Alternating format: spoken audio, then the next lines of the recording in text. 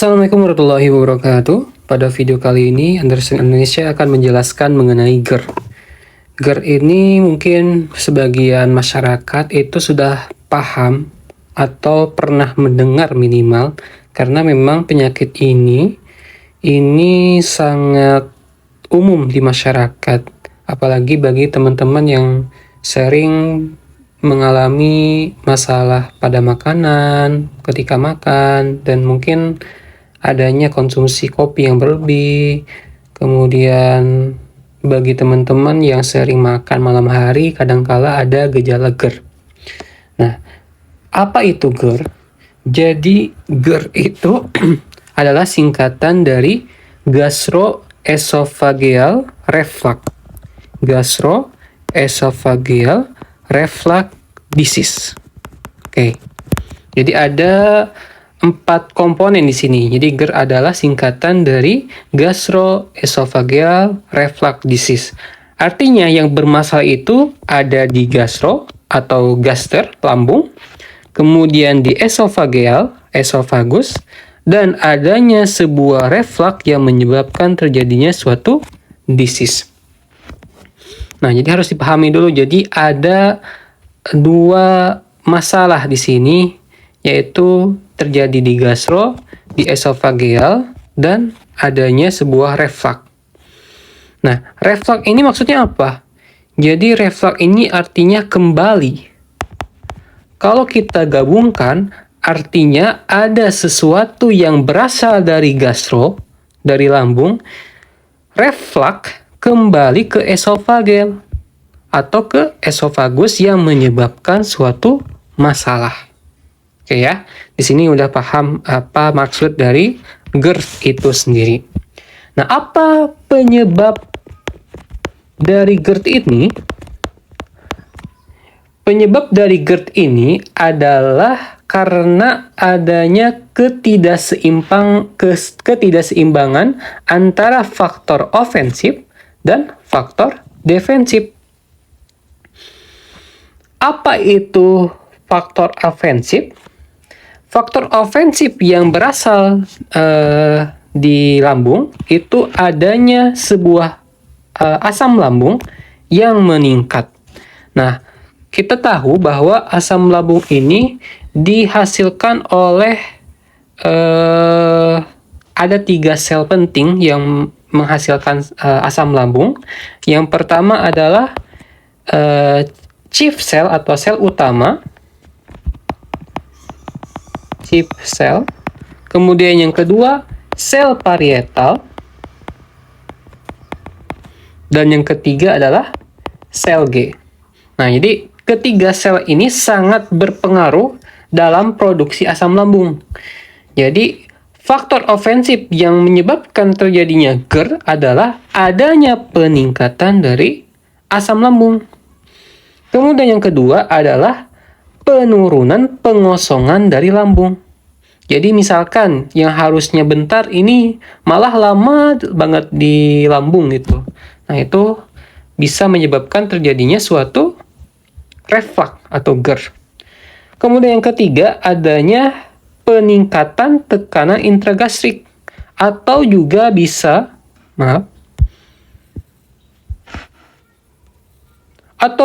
juga adanya peningkatan tekanan intraabdominal.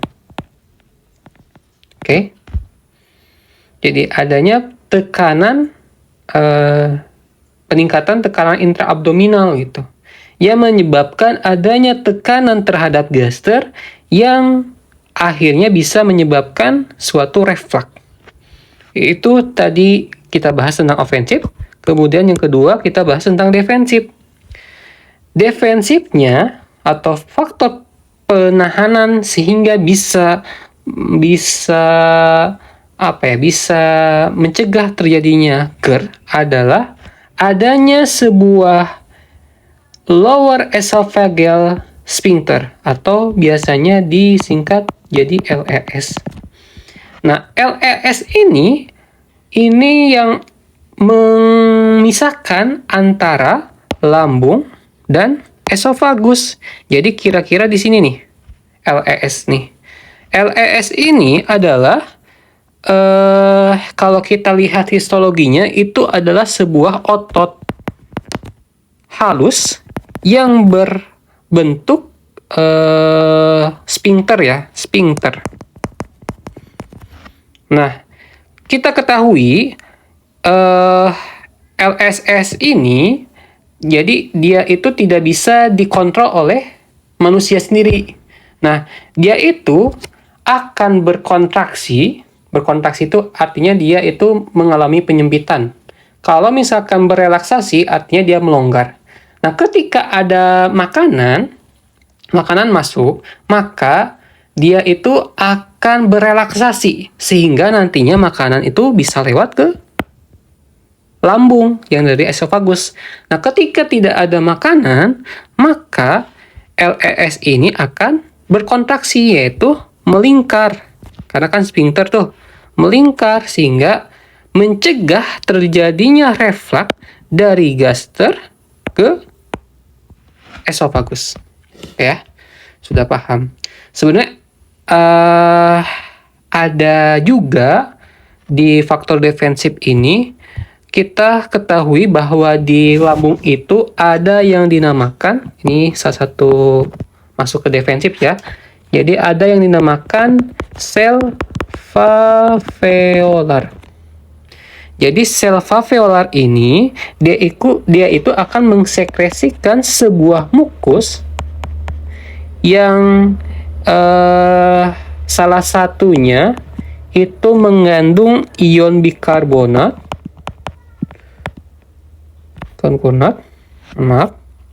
dan juga dia itu akan menghasilkan glikoprotein. Jadi di mukus itu ada glikoproteinnya. Nah, ini adalah salah satu faktor yang menyebabkan, kan di lambung ini ada asam lambung yang bisa mencerna makanan. Nah, pertanyaannya kenapa tidak merusak sel dari lambung? Jawabannya karena ada sel valvular ini yang menghasilkan mukus yang melindungi sel lambung terhadap asam lambung. Nah, karena mengandung bikarbonat dan glikoprotein. Oke ya, di sini sudah paham? Kita lanjut ke slide berikutnya. Nah, ketika terjadinya suatu refleks dari asam lambung dari gaster ke esofagus, artinya di sana itu terjadi pengikisan gitu. Jadi kenapa terjadi suatu masalah ketika ada asam lambung atau sesuatu yang berasal dari lambung itu ke esofagus? Kenapa bisa menjadi suatu masalah? Jawabannya karena terdapat perbedaan dari penyusun gaster dan penyusun dari esofagus. Mohon maaf, ini esofagus ya. Ini gaster. Ini gaster, sel penyusun gaster, dan sel penyusun esofagus. Jadi ada yang berbeda dari susunannya. Kita lihat di sini. Sel gaster itu umumnya adalah sel silindris ya. Sel silindris yang nantinya menghasilkan sebuah asam lambung, kemudian menghasilkan sebuah mukus yang nantinya bisa melindungi dari asam lambung itu. Jadi di sini ada sel valvular yang nantinya juga akan membantu melindungi lambung dari asam lambung. Sedangkan di esofagus, penyusun utama di sini di luar yang paling dalamnya itu adalah sel epitel gepeng ya, gepeng berlapis. Ini lihat nih, berlapis. Tentu berbeda, ini silindris, ini sel gepeng. Nah, sedangkan sel epitel ini dia itu tidak bisa tahan terlalu lama terhadap asam lambung, karena kalau teman-teman tahu, asam lambung itu memang asam gitu, sifatnya asam gitu. Asam lambung itu sehingga bisa menyebabkan suatu kerusakan pada sel. Awalnya ketika terjadinya reflux misalkan asam lambung ke esofagus, maka esofagus ini dia itu akan mati gitu. Ada beberapa sel epitelnya itu yang mati, yang nantinya akan digantikan oleh jaringan parut, akan digantikan oleh jaringan parut gitu. Kalau misalkan ini rusak nih, maka akan mati kan, nekrosis, maka dia itu akan digantikan oleh sel jaringan parut. Namun kalau terlalu lama, terlalu sering asam lambung ini merusak dari sel esofagus, maka esofagus ini berusaha menyesuaikan. Dengan cara penyesuaiannya itu dengan mengubah struktur dari sel esofagus menjadi serupa dengan gaster gitu. Jadi misalkan ini yang awalnya sel gepeng, maka akan berubah menjadi sel silindris gitu. Digantikan berusaha merubah menjadi sel silindris. Nah, inilah yang menyebabkan kalau misalkan ada sel silindris berada di esofagus, itu yang akan dinamakan Barrett sel Barrett ya. Barrett sel berarti. Barrett sel gitu. Karena memang keseringan dari kerusakan dari esofagus itu yang akhirnya berusaha menyesuaikan sehingga caranya itu dengan mengubah strukturnya menyerupai gaster yang dinamakan dengan Barrett esophagus. Nah, sel Barrett ya, Barrett esophagus. Yang kalau misalkan udah ada Barrett ini, maka ada menjadi sebuah faktor terjadinya suatu cancer. Nah, ini. Jadi ya kalau disebut bahwa apakah GERD itu menjadi sebuah masalah pada kemudian hari, ya bisa menjadi masalah karena bisa menyebabkan sebuah penyakit yang lebih serius ya, yaitu cancer gitu. Oke, sebelum ke sini aku ingin menjelaskan dulu bahwa sebenarnya ada yang kurang ya di defensif. Jadi ada faktor defensif yang juga mempengaruhi keamanan dari refleks ini. Jadi yang kurang itu bahwa ada gerakan peristaltik, ya. Gerakan peristaltik. Nah, tadi kan dijelaskan bahwa ketika ada makanan masuk mau ke gaster, maka LES ini kan berelaksasi sehingga akan ada terbuka hubungan antara esofagus dan gaster, sehingga asam lambung dan sebagian yang ada di lambung ini bisa sedikit refleks itu. Nah, namun ada sistem keamanan di mana ketika telah lewat makanan itu ke lambung, maka ada gerakan tambahan yaitu gerakan peristaltik di esofagus itu. Nah, inilah salah satu salah satu bahwa Tuhan itu telah mengatur sedemikian rupa gitu untuk mencegah suatu penyakit, karena memang ketika terbuka itu maka ada gerakan peristaltik di esofagus yang tujuannya agar yang asam lambung itu bisa kembali lagi gitu, karena ada gerakan peristaltik gitu yang menyebabkan mencegah, dan kalau misalkan udah ada memang dia berusaha untuk kembalikan lagi asam lambung itu ke stomach, ke gaster gitu. Nah, itu yang ke berapa berarti ya tadi? Yang ke 1, 2, 3 ya, ketiga ini keempat berarti. Kemudian yang kelima defensifnya itu ada saliva. Nah, ini penting nih. Jadi saliva ini sifatnya basa. Nah, makanya ketika adanya sebuah reflux kan dia bersifat asam tuh, maka saliva ini dia itu akan menetralkan. Nah, ini kembali lagi ya, bahwa memang Tuhan ini telah menciptakan manusia itu sebaik-baiknya. Oke, lanjut. Nah, kita lihat gejala GERD ini apa sih? Gejala GERD ini dibagi menjadi dua, yaitu gejala yang esofageal dan ekstraesofageal. Nah, esofageal ini ini yang penting ya.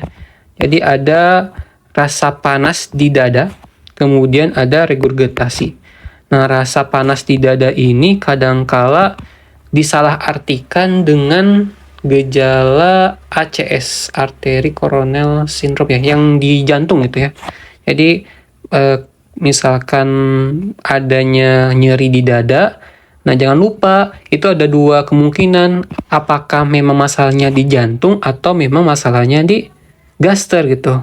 Karena kemungkinan itu ada dua-duanya gitu. Jadi ada dua porsi, ada dua tempat di sana untuk gejala sakit dada. Itu kan.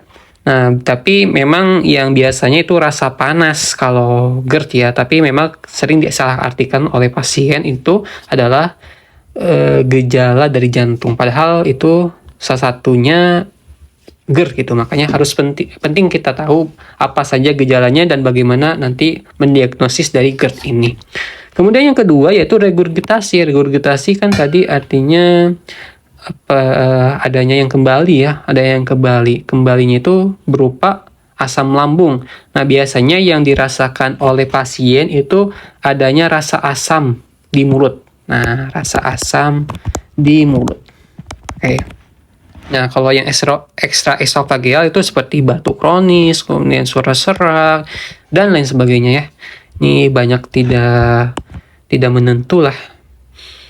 Nah, untuk alur diagnosis dari GERD itu, kita harus ketika ada pasien yang kita curigai dengan pasien itu ada gejala-gejala GERD, maka kita bisa melihat dulu dari GERD-Ki. GERD-Ki ini di sini nih. Nah, ini GERD-Ki ya. Jadi, kita bisa menanyakan ke pasien dari poin 1 sampai ke 6. Nah, apabila di bawah 7, maka kemungkinan besar itu bukan GERD. Nah, kalau 8 ke atas itu kemungkinan GERD gitu. Jadi kalau kita tarik ke sini, kalau misalkan di bawah 7 itu kemungkinan tidak GERD.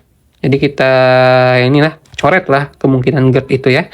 Kalau misalkan di atas sama dengan 8, maka ada kemungkinan GERD. Nah, kalau misalkan udah positif atau lebih dari sama dengan 8, maka kita lanjut ke alur kedua, yaitu kita tentukan dulu apakah ada alarm simptom atau enggak gitu, karena memang berpengaruh. Nah, salah satu alarm simptom yang bisa kita tanyakan seperti adanya sebuah penurunan berat badan ya. Jadi alarm simptom ini kayak penurunan berat badan, kemudian anemia, kemudian disfagia, kemudian ada perdarahan baik itu hematemesis atau melena. Nah, kalau misalkan ada alarm simptom itu, maka kita harus rujuk. Oke. Nah, kalau misalkan memang tidak ada alarm simptom, maka kita bisa lakukan alur berikutnya, yaitu tes PPI.